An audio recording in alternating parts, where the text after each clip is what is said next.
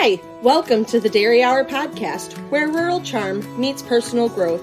Join us as we milk every moment for wisdom, self-improvement, and mental wellness. I'm your host, Val Lavigne, a rural dairy farming mom with a passion for filling hearts while never forgetting to fill my own cup.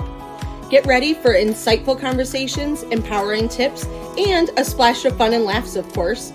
Let's cultivate growth, nourish our minds, and embrace the journey together. This is the Dairy Hour Podcast, where every episode is a breath of fresh air and the inspiration you need to be your best self. Hello, everyone, and welcome to today's episode of the Dairy Hour Podcast. I am your host, Val Lavigne, and I am joined by the one and only Laura Daniels. Laura, how are you today? I'm fabulous today, Val. It's a good day. The sun is shining, and we had a nice shower yesterday here in Wisconsin, so I can see my cows out the window. It actually just doesn't get better than that. Everything is better when you can see the cows out the windows, so that definitely really puts a good vibes out there for you. So Laura, I know a lot of people listening are probably familiar with you, but if you want to go ahead and give a little intro of who you are and what you do. Yes, I'm happy to do that. I guess when you get asked to introduce yourself, sometimes it's like you have to decide what direction to go with that, right? So I'm going to do the super abbreviated version because we can dive deeper into some of that as we go. I'm a farm girl who grew up in southern Wisconsin on a dairy farm and had a big dream to go to college at UW-Madison, and my family thought that was too much and too crazy. And honestly, I feel like everything unfolded after I made that step to get myself to the big city of Madison and for school. I've been involved in dairy all along. Showing cattle has always been a passion, but it really just led me to the dairy industry. Graduated from Madison and then went to work for Cargill. So I was a dairy cattle nutritionist for many years. Switched over to a company called VitaPlus and continued to do dairy cattle nutrition as well as marketing there. And while I was at VitaPlus, that was when my crazy dream just would not go quietly into the night and made the decision to go ahead and buy a dairy farm. And in 2005, I earned the title that will always be the one I'm happiest to have had, and that is dairy farmer.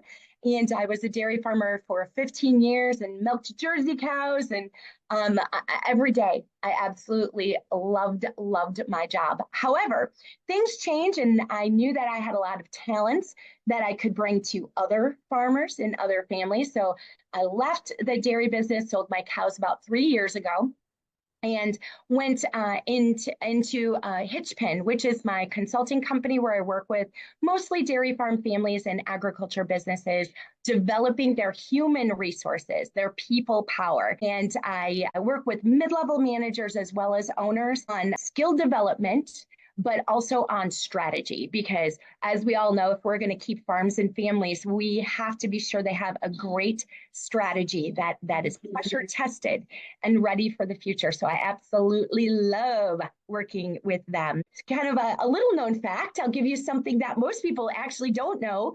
The gals who used to milk my cows are now cleaning homes. I started a residential cleaning business in my own community, and I think we're up to 66 houses that my team of 4 full-time employees cleans. I never would have thought I'd be in that business. So when you have good people and there's a need, you get really creative in starting businesses when you have a little practice at starting new things, which I do. I have 2 kids. My son, Nathan, is 23. He is a professional firefighter for the city of Madison here in Wisconsin. Very, very proud of him and his service. He is passionate about his job. And I think that's what every parent really wants, is that their kids find their spark, quite literally with him. And then my daughter, Julia, is 19, and she just started her sophomore year at Kansas State University. where she is studying animal science and really wants to be a scientist. I think she has a lot of education in front of her, and she's such a nerd, and I love it for her. There's more, but that's the high level. Awesome. And then there's this little thing called Dairy Girl Network. Yes, yes. And I know we're going to spend a lot of time talking about Dairy Girl Network today. Sometimes in our lives, there is this thing that is just in front of us, and we have to decide, what are we going to do with this? And with Dairy Girl Network, that was such an easy decision. 10 years ago is where Dairy Girl Network started, and we can dive a little deeper into the sort of the story of how that happened.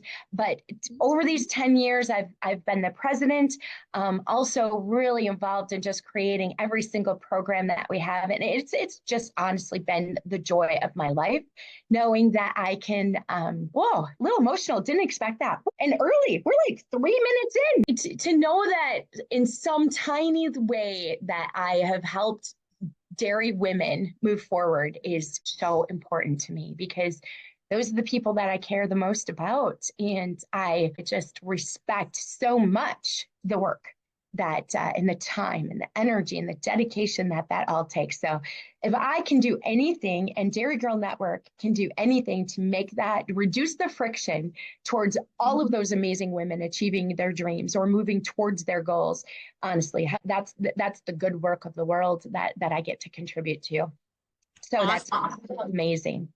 Yeah, definitely. I have had some interactions with Dairy Girl Network over the past years, and I have been really, really excited about the future and doing more stuff, with Dairy Girl Network and fitting different events into my schedule, things like that. I've been to the Connect event at World Dairy Expo a few times now, which I've gotten to meet you. I've done a webinar with Dairy Girl Network, and a long time ago, I took some Spanish classes through Dairy Girl Network. So great. It's really great to have an organization that is, for dairy girls, that gives us the opportunity to broaden our horizons, get to meet other people, other great women in dairy from around the country, no less, and, just get out there and connect and do different things, learn about different sectors in the dairy industry and what different people do. It's always a good time when Dairy Girl Network is involved. So yeah. And thank you for saying yes when we ask you to help with something or step up and be a speaker. The last program that you helped out with, I think you added so much. You have a great way of just kind of cutting the BS and getting right to the main thing. So we appreciate you at DGN, and your name is on that list of go-to. Fellow dairy farmers, dairy women, just women in ag, it can be such a secluding business, and it's always important to always make sure that you're there for your fellow women in dairy, and that's important to me. So that's where I'm at. That brings to mind something that I think is sort of a core concept of Dairy Girl Network, but it's this thing that we have to balance. Okay. So you are a great example of a person who's like, hey, I got this. I can do this. Like, I have the skills, and if I don't have the skills, I will build them. And I'm most certainly going to work harder than everyone else to make sure this shit happens right now. And so you have that independent determination that so many dairy women have. But then also, we have to be willing to ask for help. Mm-hmm. And there's nobody easier to ask for help or ideas or, hey, what are my options here? What's your experience? Than people who we know, mm-hmm. like us, who are equally as determined, who have, if they give you bits of advice, it's going to come from a place of actual experience, not just sort of unproven opinion, right? Mm-hmm. And so we have to remind ourselves as really strong, independent women, go ask your sisters. Go ask the people who have also figured this out. We have to nudge ourselves towards that. And I'm really proud of the work that Dairy Girl Network has done in establishing ourselves as an organization that can be a go-to for those kind of questions, because I know it's actually hard for independent women to go ask for the help, because it's not really help.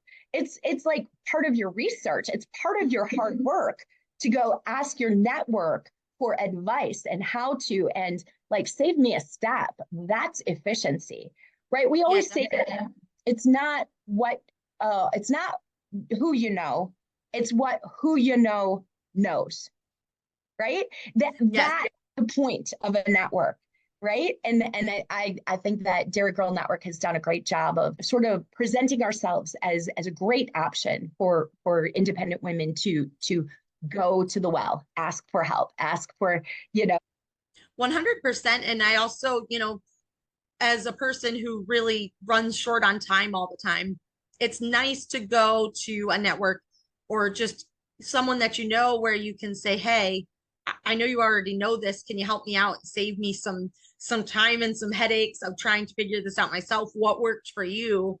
If you went back and did this again, what would you change? Yeah. Sometimes skipping those steps really helps, get you to that next thing. And about that, what you had said earlier about just going and doing the things. I am the queen of deciding I'm going to do something. And then I'm like, well, I don't actually know how to do that, but I'm just going to figure it out as we go. Like, hey, let's start a podcast. Well, do you know how to start a podcast? No, can't be that hard. Just figure it out. That's right. That's how you get things done. You just I commit to things. And once I commit to things, that's all it takes. And I love when my husband or someone tells me I can't do something, then I'm like, okay, let's see how that works. Right. And people wonder, see, this is the secret to getting your husband to say yes to things. Because when they say no, I'm like, well, I'm going to do it anyways. Right. You're going to help me or you're going to watch me. You can do it with me or you can go against me on this. And I'm pig-headed enough that I'm going to get through it no matter what. That's where we're at. But oh my gosh, I love it. So Dairy Girl Network is celebrating 10 years, you said, which is fantastic. I know that there are these little organizations that come and go and, they lose interest and, sometimes it's just hard to keep things going and, you get pulled in different directions. Kudos to you on celebrating 10 years with Dairy Girl Network. This is fantastic. What drove you, what things happened in your life that caused you to create this? Yeah, that's a great way to phrase that question. Thank you, Val, because as you move forward, sometimes I think it's really healthy to go back and remember why you started. And I'll tell the story of where DGN started, but sort of as I do that, it's a great little moment to remind everyone listening that cool thing that you're doing now, like, why did you start that? When did you start that? What was that like? What drove you? What motivated you? Because the story of why we started many times is something that can give us resiliency when it gets hard. So I know that's been true for DGN, and I believe it's true for most all of us. So a little self-reflection there along the path. Dairy Girl Network started 10 years ago, as we said. Many years before Dairy Girl Network actually started, when I was doing a marketing job, I asked for permission to go to this really fancy conference in Las Vegas. It was all about trade shows and how to make a splash at a trade show and how to have the best trade show booth. And I convinced my company that had never sent anyone to anything like this that I should go. And my gosh, I felt like such a big girl, right? It was so fancy and it was so fabulous. And I went to this networking reception and there were probably 200, maybe 300 people there. And I remember not a single person spoke to me, right? And I was like, hey, I thought this was a networking thing. And I ate food and I looked around and I thought, I'm leaving now. And I have not met a single person. And I'm an extrovert. Like, I'm good at meeting people. And I was just like, I wonder, literally that night, I remember thinking, I wonder if people feel this way when they come to Madison for World Dairy Expo. If they spend a day or an evening in our city and they don't build their network, like, what a loss. How sad is that? And I started to think about all of the young women and women of every age. It's proportionately more women involved in marketing at that gigantic trade show. It's an amazing trade show. And how many of those women work their tail off to make a beautiful display and get everyone to show up for their shift at the booth and get off their cell phone and get on their feet and talk, right? They're working hard all day at that trade show. And then in the evening, they go stay at their hotel and have dinner with their team and they don't extend their network. Because there might be a woman who is just as driven as them and wants to improve herself 4 booths down, and she doesn't have a chance to meet her. Yeah. And same thing is happening in the barn. They're caring for their cattle, working hard to get the heifer to the ring, right? Doing night lines and then putting on a bald cap so they can wash in the morning. And do they ever get to meet the other women who are at the show? And I remember thinking, I don't want that to happen. What happened to me in Las Vegas, I don't want that to be happening to women in Madison. And so I just created it was going to be like a networking dinner. I thought there'd be maybe like 15 people. And so I invited a few people and said, invite people from out of town. Those are the ones who we really want to feel welcomed here while they're in Madison for World Dairy Expo. Pretty soon there were like 45 people. And I realized we need an easy way to tell them where to meet. And I need a venue, because you can't just call and make a reservation at a Madison restaurant the week of World Dairy Expo for 45, right? I'm like, holy cow, this is a thing. So that was our first networking event. And it literally came together the last 2 weeks before World Dairy Expo in 2013. And there were 45 women who were in attendance, and many of them I would have thought knew each other, but they didn't, or they had never met in person. And the interaction was amazing. And there were people who earned a new job or found a new lead for a new customer that they could add value to. There were all sorts of actual professional results of that first meeting. And as people left, they're like, you have to do this again. You have to do this again. So the next year, we just kept that same Facebook group going, and we kept inviting people, and we found a bigger venue because we realized that with RSVPs, we were going to need that. We had 165 people, Val, the second year we did it 1 year later. And it was amazing. We had t-shirts. That was when I knew it was definitely going to be a thing.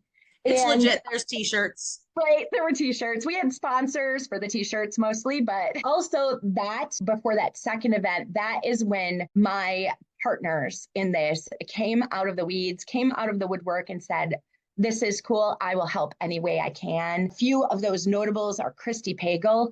She was immediately at my side, willing to help with anything she could, because she believes in networking and she believes in finding partnerships with the people who can move you forward. Carrie Mess, Derry Carey, also immediately there. There were some others, Michelle Philiback, and I don't want to miss anyone, so I'm probably just going to stop naming that. But there was like a guard, right? Like they just came in and helped in any way that they could. As people were leaving the second event a year later, what happened, instead of saying, do this again, they were saying, this needs to happen in Tulare. This needs to happen in New York. This needs to happen in Georgia. We need to have events like this combined with dairy events across the nation. This needs to be a thing. And I'm getting chicken skin just saying that, because it was then the momentum had started. And as the leader of that, I had to decide, what do I do with this? What do we do with this? And from that moment on, it just became every good idea is on the table. My job is to get as many of those good ideas cultivated and executed as possible. But I feel like that is also when my ideas really got put on the back burner, because there were so many good ideas and so much positive energy coming from so many directions. It was just herding this amazing group of people into a general direction where we could do the most good. It was so awesome. Cool. And it has remained momentous and positive ever since. So it's been cool. Awesome. And then you also started doing conferences in there every other year. What year did you start having conferences? Oh my gosh, I should probably have that. It's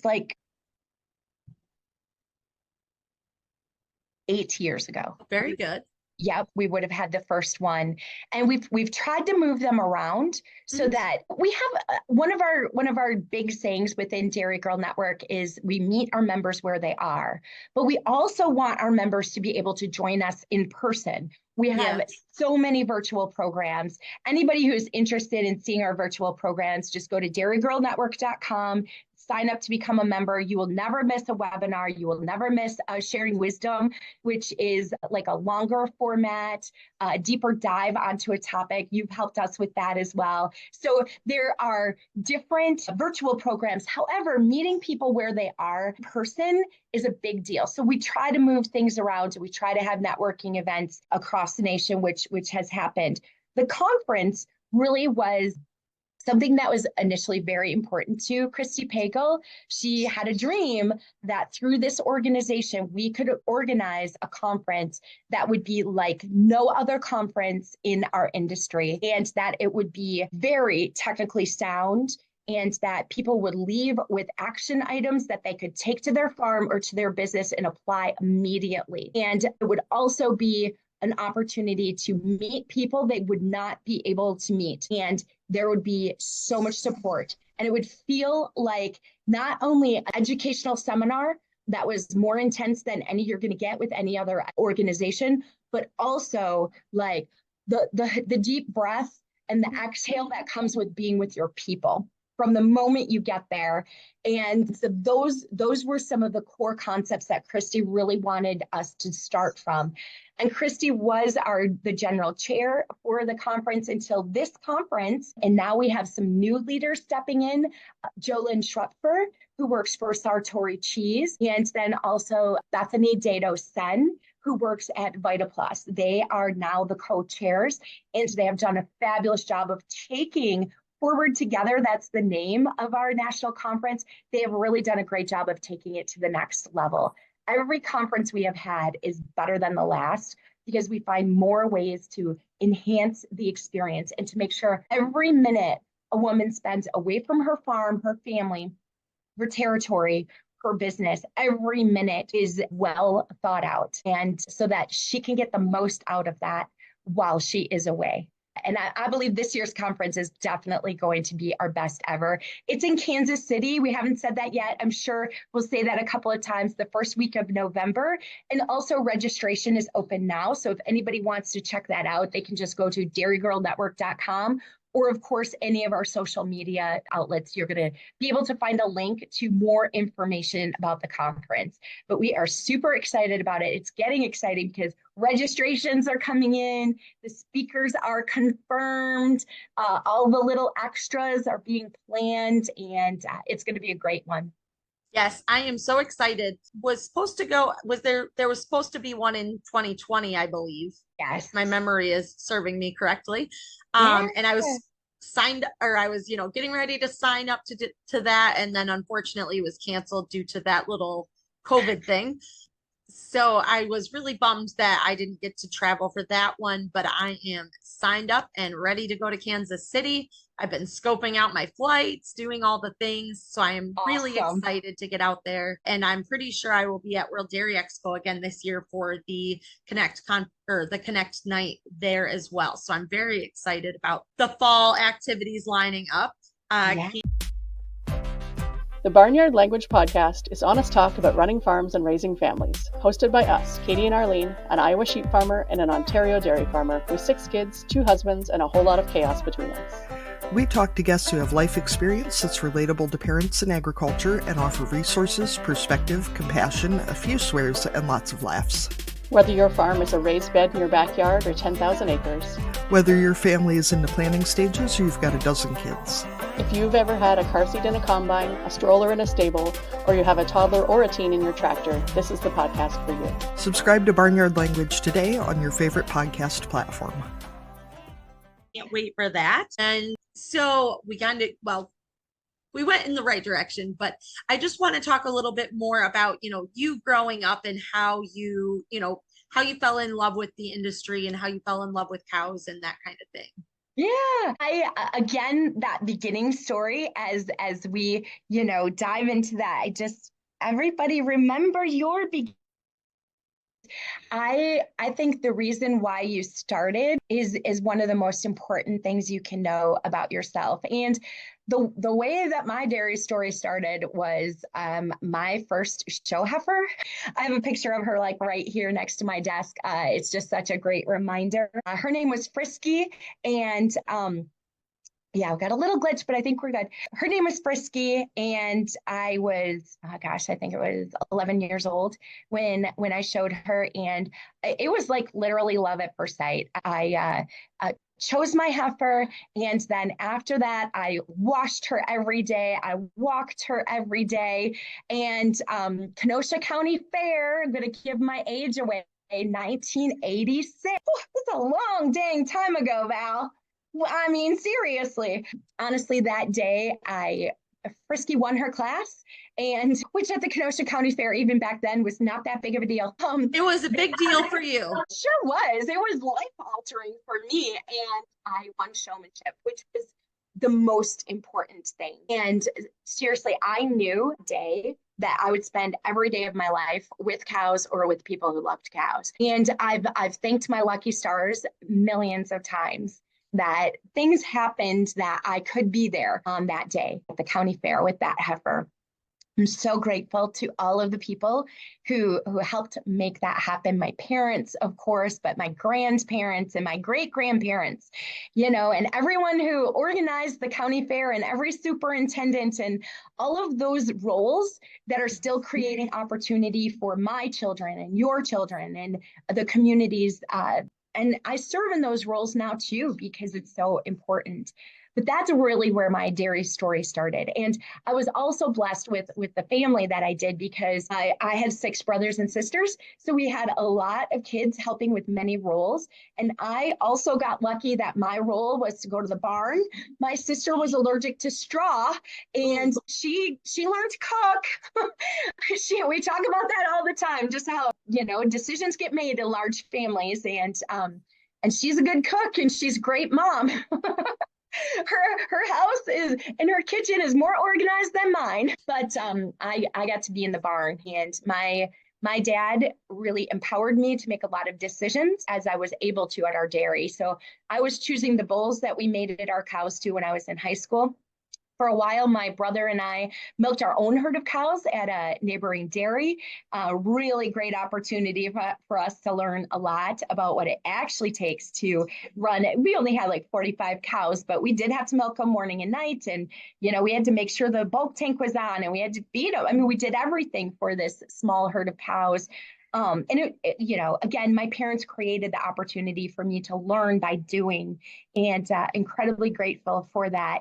They buried Frisky on the farm, thank goodness. She lived a very long life, and I got to say goodbye. So anyway, those are the things that our dairy stories are made of, and mine is the same. I went to UW-Madison, as I mentioned, and then I was lucky enough to be on the dairy judging team with Dr. Dave Dixon as my coach. So many people, their judging coach was instrumental in helping them chart their course. For me, that is definitely to Dave. Believed in me, even though I was just a girl with a commercial cow background. I literally bought my first registered cow when I was like a junior in high school from Golden Oaks. So she was pretty good, but because they just were nearby. I didn't, and clearly with my gift of gab, which I'm proving here today in this podcast with you, Val. And he cultivated that into some pretty darn good sets of reasons. And from there, I got to do a marketing team, and we won a national dairy judging contest in Pennsylvania, actually the All-American. Went to work for Cargill, as I previously mentioned, but that is when I had the gift of being to understand at a deeper level hundreds of farms, had visibility to their nutrition, their management, their balance sheets. That's when you really understand the inner workings of successful dairy farms, when you can spend time as a dairy cattle nutritionist. That was instrumental in my belief that I could run my own dairy someday. So yes. Those are the things. So we have 2 different things that you're saying that are just so funny because they hit so close to home. My first show heifer was a milking shorthorn named Shorty the Shorthorn, because of course. Shorty the Shorthorn. And she's actually buried on my grandparents' farm, because when she got older, she had to retire from the dairy barn because her udder was like practically ready to drag on the ground, because she was a short, stout little old gal. And we were like, well, she's earned her keep. So she got to go live with my cousin's horse in my grandparents' old beef cow pasture. and she's buried on her favorite hill in her spot. And it was just wonderful. I think she lived to be like 16 or something like that. Yeah, So that's she was just great. the best girl ever. And, you know, just some of the other things that you say are just so funny because it just rings so true in Yeah, a you lot of know, Val, different things that I have going on. it makes me think about like, look, we have a common experience in that because the people who created those opportunities for us, the people who built the doorway, opened the door, but we still had to walk through, right? But they went that extra mile to be sure that Shorty and Frisky, you know, in their spot.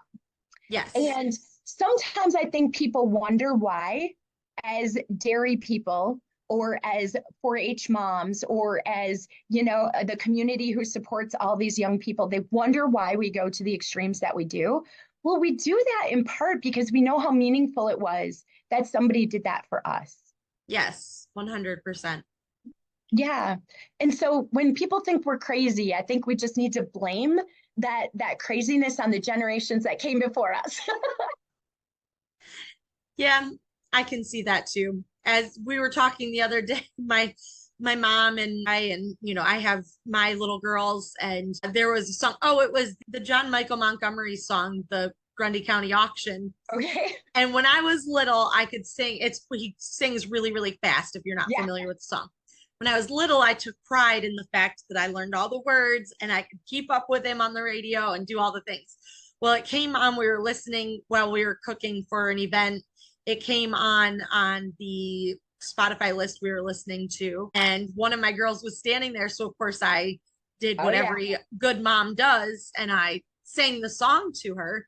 And I Uh-huh. got the look of, my gosh, you're mortifying me. And my mom just kind of sat back in the background and she chuckled a little bit and she goes, couldn't tell you where that came from. And it was definitely 30 years ago, her and me, most likely her singing classic rock to me while we're walking down the aisle in the grocery store, and me Yeah. saying, Mom, you're embarrassing me. Stop. It's me. Right. I'm that embarrassing mom. And I'm I here. love it. It's our job as Yes. moms to mortify our children at a Yes. regular interval. Circle. I know. I love when my kids are like, Mom, you're so cringy.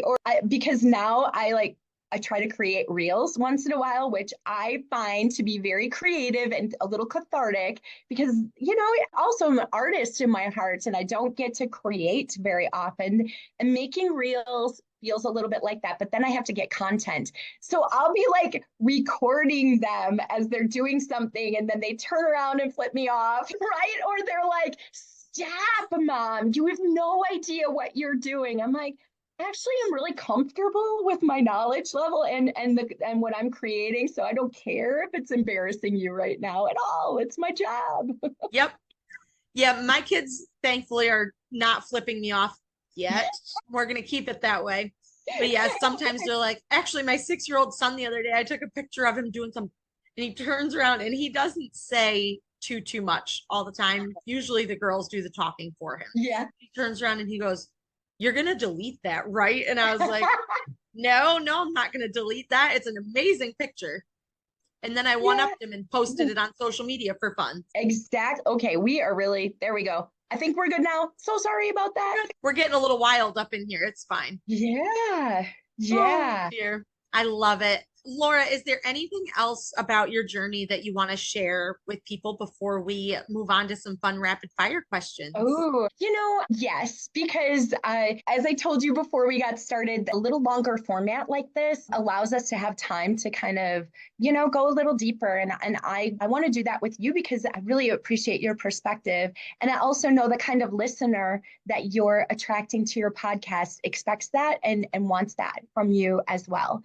So, Val, there are going to be these moments when we think like what we have worked so hard toward and that thing that we set that goal and we stay dedicated and focused and we put the time in. And sometimes we have to convince ourselves that it's going to pay off.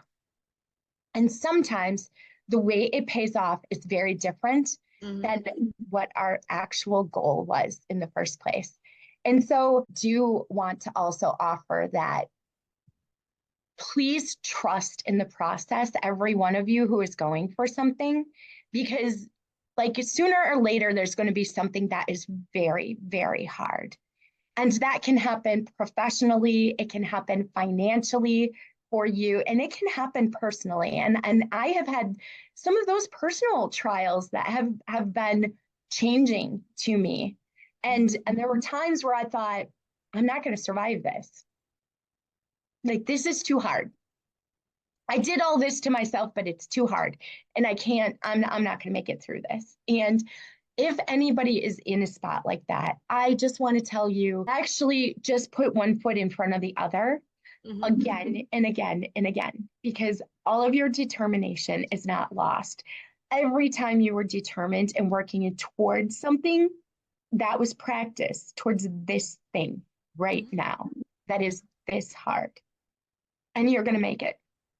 Just literally keep going. 5 years ago, never could have imagined how amazing my life would be. I just could not see it. And all there was the trust in my own resiliency. All there was literally taking the next step. And from the outside, people don't see that, right? You wouldn't know that, right? Yes. You wouldn't know that. And it's so important too in this journey to remember that, social media is a highlight reel, not an actual depiction of what's going on in someone's life. And that too is important, because I know that a lot of women, especially women in dairy, they struggle with seeing other women on social media that are in dairy, or just other women in general, doing all these things, but not doing the struggle like they may be. Everyone has their different struggles. And, it's definitely important to remember that, Instagram, Facebook, it's a highlight reel. It's not accurate.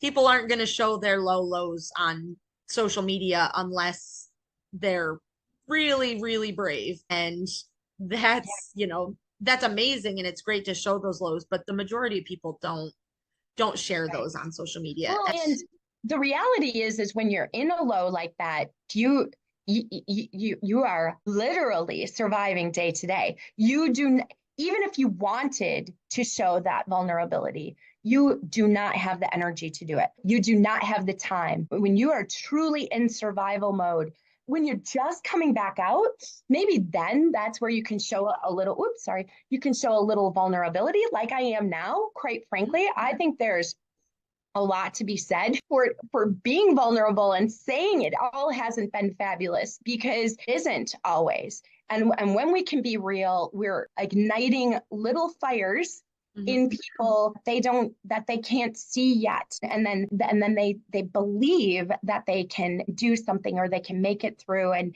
then they can fan their own fire. But sometimes that spark has to come from someone else just being real and being pretty raw about it. So that's one thing that I did want to bring up and share with you, because I think back to Dairy Girl Network as well, that's what we do, is we support and offer resources and offer help.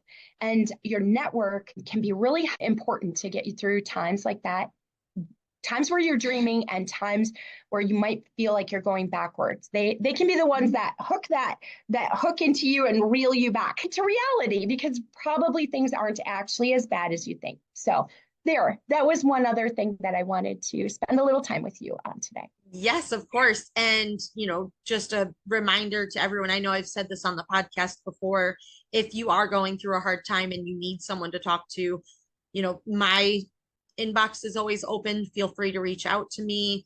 There's wonderful people at Dairy Girl Network that I'm sure would love for you to reach out to them. Even if you just need a conversation, if you're feeling down, if you're feeling hopeless, make sure that you reach out to someone. Don't just keep it bottled up inside, because, just sometimes that's what it takes to give you that little spark. Like you were talking about, Laura, is just someone else telling you, hey, I've been there. Hey, there is hope on the other side. Like, everything is good.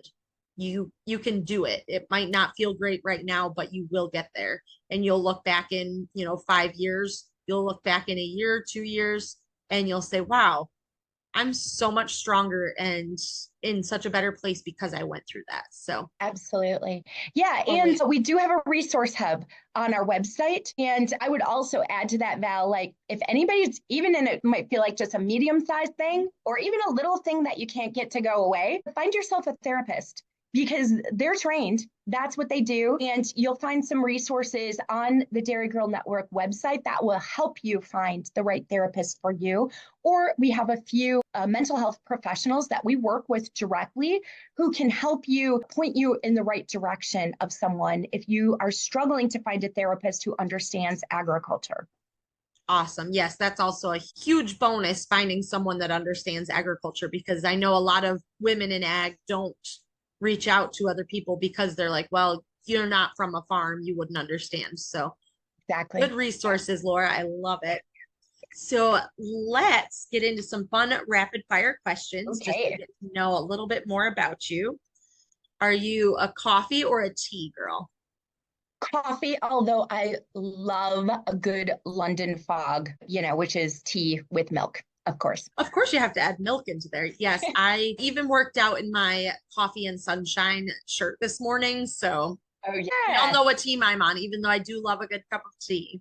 Coffee is running through my veins at all times. So, absolutely. Let's see. What is your favorite ice cream flavor? My favorite is, so I live in the land of Culver's and jealous. So they have one called Midnight Toffee, which is chocolate custard with Heath bar and salted caramel. That sounds amazing. So great. We need a Culver's in New York. Yes, you need like 32 Culver's in New York. I travel to New York from time to time for my work. I have some great clients, dairy farm clients there. And yes, it's like when you leave the land of Culver's, it's like, okay, I'll be back. Please don't forget about me. Yes, I go to Florida to visit my grandparents every winter, and there's a Culver's, and I cannot go visit them without going to Culver's. Yeah. So I have a funny quick story for you. The funny thing is, though, when there's a Culver's in every town where you live, because literally, not only can you call and check the flavor of the day at like 5 different Culver's, because they're all so good, you can actually make a choice. But we have this little saying, like, if you have a bad day, you need ice cream. Mm-hmm. If you have a great day, you deserve ice cream. Yes. So we eat ice cream almost every day. And cheese curds. Yes. Cheese curds from Culver's are also delicious. Absolutely. Yes. That's the other thing too. If I travel anywhere, I'm always like, is there a Culver's? Let's go to Culver's. I'm here for it. Always here for Culver's. So, okay, what's your go-to if you're going to get a meal at Culver's besides just ice cream? What's your go-to? A single cheeseburger with everything on it and I change it up a lot. Sometimes fries, sometimes curds, sometimes onion rings. So, but the burger with everything on it, they do a great job with the tomato is ripe, right? Yeah. It's not like a light pink color. So, which I just love a good burger with everything on it. Do love a good butter burger. Yeah. And it's got butter in the name, so it's delicious. Exactly. Can't go wrong. Are you a naturally competitive person or a naturally passive person? Competitive. Although I do think that I've done a great job of moderating that. I'm pretty sure. So it doesn't feel like direct head-to-head competition. Sometimes it just feels like progress. And potential, that I just want to maximize potential wherever there is it. Yes. I always go back. Did you ever watch the show Friends? Yes. So Monica, her competitiveness, and she has to win at everything. And last night, one of my favorite things to do at night is I just like to watch Friends reruns because I've seen them all 8,000 times, probably more at this point. But anyways, it was the one where they were playing the game where at Chandler's work, they had to write down all 50 states. Yeah. And she couldn't get the last couple, and they were rubbing it into her face, and she was having an absolute heart attack about it. So thanks to my 5th and 6th grade music teacher, she taught me a song, and I can list all 50 states alphabetically. Wow. And that's a great party trick. It's seriously 25, 30 years later, I can still list every single state. And That's funny. You know what I can do? Anthony's soliloquy. Friends, Romans, countrymen, lend me your ears. We have come to bury Caesar, not to praise him. So seriously, we have like these things that stick in our brain. It's the little things that you remember. Right. It's Party the funniest tricks. thing. Yes. Oh my gosh. I didn't even ever think of that as an actual party trick. So now when someone asks me a party trick, I'll be like, I can list all the states in alphabetical order to a tune with There a you little go. in the background. We've got this. Oh my gosh, that's great. Your favorite season of the year? You're lucky enough to live in a state where there's 4 seasons. So. There definitely are. This is a funny one. Before I was a dairy farmer, it was fall because I love football and I love wearing a hoodie and a pair of jeans and I love a crisp morning. But then once I actually became a dairy farmer with my name on the milk check, fall became the frantic time where all you did was worry, are we ready for winter? So that it has changed now to summer. Summer is my favorite season now. Someone the other day said that they were like, man, I can't wait till winter. And I was like, what is wrong with you? Like, no, we don't want winter. We would like it to be nice out forever. Exactly. 80 degrees with a light breeze and partly cloudy, so we don't get a sunburn. Let's see. Your favorite holiday tradition. I like this one. Oh, my favorite holiday tradition. Well, there are a couple of little ones that are important to me sort of from my childhood. I think sometimes we just attach to those. My mom's family is Polish, and we do this opłatki, which is like a breaking of bread at Christmas time. And it looks kind of like a host, like if you're Catholic, you know what those white hosts look like basically starch and water, and then they, turned it in. But it comes in sheets and it has like little Christmas scenes printed on it. And you break it and you go around and everyone breaks a piece from each other. I really enjoy that when we are able to do that. And it really just takes me right back to my grandparents. And so that would definitely be one of my favorite holiday traditions. Good. Right. Let's see. We're going to find you one more good one. Favorite place you've ever visited? This is a good question because since I sold my cows, I have been able to travel so much. And that was something I knew I would be able to do at some point. And I was just saving up, till the day when never missed it while I had the cows, but I always looked forward to it. And so I have been able to travel a lot lately. I think my favorites are very surprising to me because I wouldn't have expected it. There's 2 that come to my mind. I took my kids to a concert in Florida and we went to Destin, and the white sand beach in Destin is gorgeous. It is enjoyed that so much more than I expected. But probably my favorite is I went to California last year, and there's a place called Desert Springs, and they have natural springs with magnesium in the water. And we found this tiny little day spa that actually you can stay there. And I think that might be one of my favorite places I've ever been. It was so relaxing, and all that magnesium in the water actually does have an effect on how much you calm down and relax. Awesome. It was wonderful. And so I'm going to try to go back there every few years. And I think that's going to become one of my favorite, not Wisconsin spots, but I'm pretty sure I live in the most beautiful place in the world, the driftless region, the hills, the rolling hills of Southwest Wisconsin. So I always, always love coming home. Well, that's good. I like it. And I'll have to check out the springs. That sounds fun. Yeah, it's great. Do like a good relaxation day for about a day, and then I'm ready to do something. Exactly. Oh my gosh. All right. So I love to leave a question for a future guest, and they don't ever know who they're leaving that question for.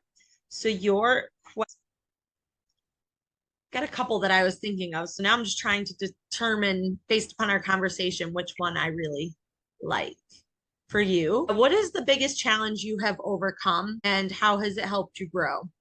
Yeah, well, I feel like that, I kind of alluded to that on that advice of just keep going, but how it has helped me grow is like more self-reflective than what I did there.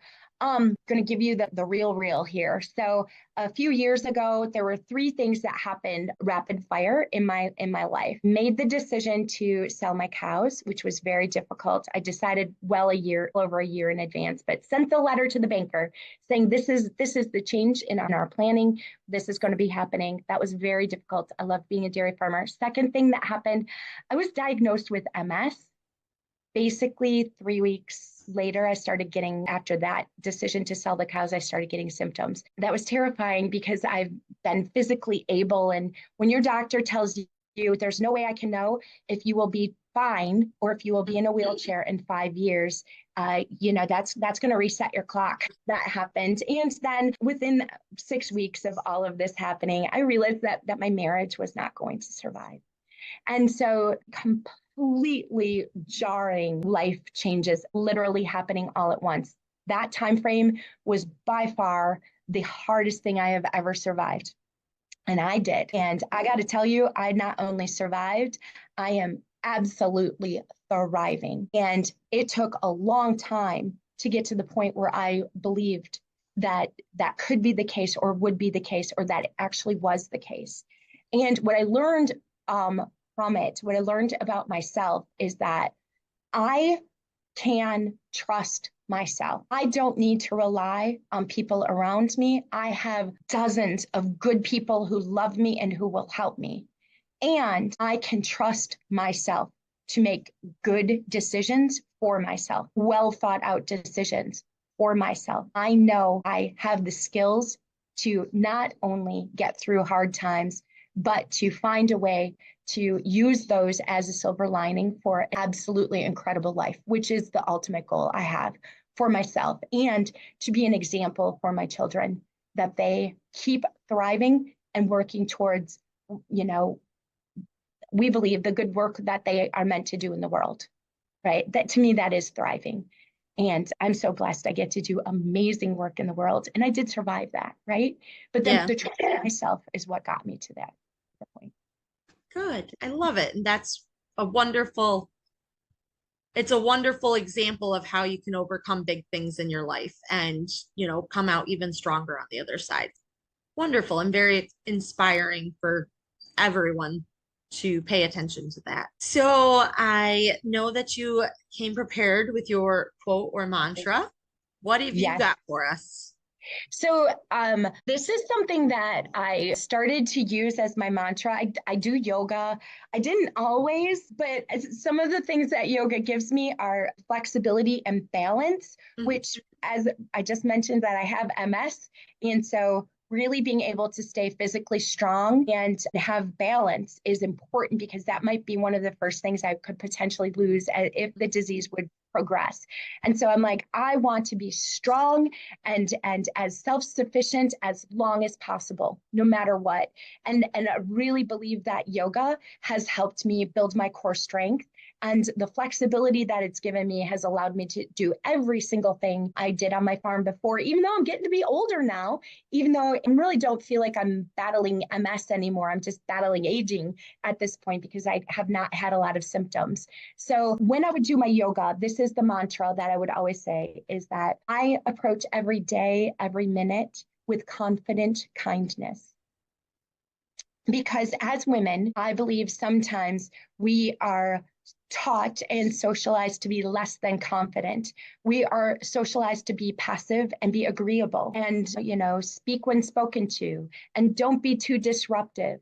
And, why would you have all those ideas? Or be careful how you let people know that you have big ideas or that you think you can change the world, right? That we don't always feel encouraged to have that level of confidence, right? And I want to be confident for myself, right? So confidence is my ability to know what I know and to be open-minded about everything I don't know, right? I can be confident in the fact that there are things I do not know, but I'm always going to be kind, always. And so confident kindness is my mantra that I live every day with. And that's what I have for you there, Val. Awesome. I love it. That's a really great mantra and always something to keep in the back of your mind to use daily. And I think there's definitely some not so nice people out there that could use that mantra, we'll get a recording of Laura and stick it in their ear and be like, and then they'll be like, I don't know who that is, but I've had enough. No, thank you. Some people are just meant to be miserable, I think, but we don't need them. That's fine. No, goodness. Laura, I have had such a fantastic time chatting with you and getting to know you better, because we always see each other at these events, but you're always running around like crazy. I'm always talking to other people, and, so it's nice to just get this time to chat with you. Yeah. Laura, do you want to plug where people can find you, where they can find Dairy Girl Network? Yeah. So Dairy Girl Network, I've mentioned it a few times, but dairygirlnetwork.com.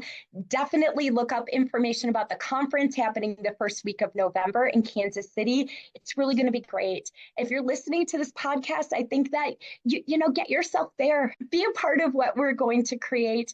And then as far as Hitchpin, which is my consulting company, if there's any farm families who are looking for a little guidance on bringing their team together or moving their business forward, that's hitchpinllc.com. And so you can find me there.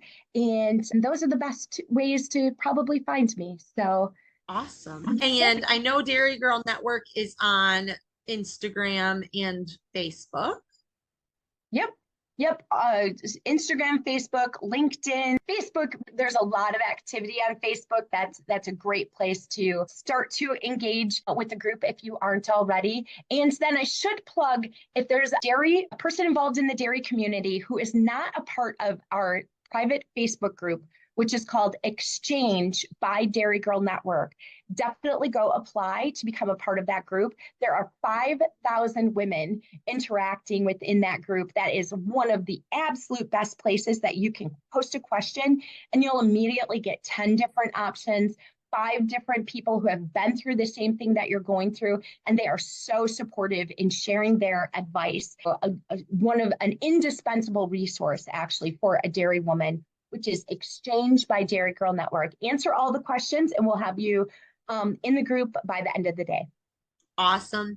Laura, thank you so much for joining me today. I really appreciate you taking the time to chat with me. I am excited about doing some future things with Dairy Girl Network, and I'm very excited about the Connect event and the conference coming up. So awesome. Thank you so much for joining us, Laura. And again, if you guys enjoyed this episode, please be sure share it with a friend, leave a review. It's the best way for podcasts like this to find their people and do some growing.